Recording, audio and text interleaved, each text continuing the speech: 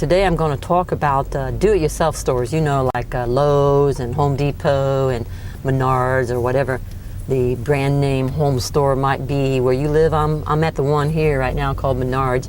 But yeah, I kind of always wonder, why do they call it, you know, a do-it-yourself type of thing? Because you ever notice that on the projects that you do at home, that you really don't ever do it yourself? First of all, you have to come to the store and you usually have to buy stuff that they have that you don't have around the house.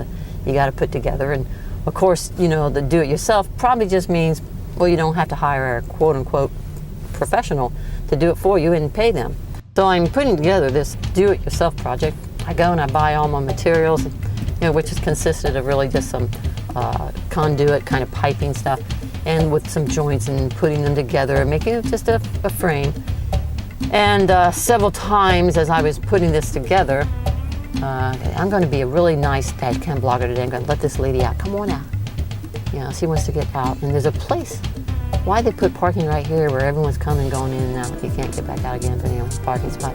I parked there once and never do that again. So while I was putting this case together, some of the connections would get a little loose, and it was like 5 by 5 by 5, so you know, 5 foot tall. And I'd be in there working and trying to tighten some of the connections down, and all of a sudden a connection would come loose and it would come crashing down and hit me in the head. And I gotta tell you the truth, that hurt. So, you know, kind of like, okay, the first time, but then you think I would be more cautious.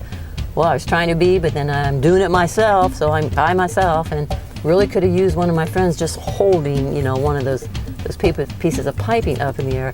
And I probably got hit in the head a total about 10 times before I got through with the project. So, you know, I just don't believe it's do it yourself anymore. It's do it with somebody else. Okay, so why did they call it do it yourself?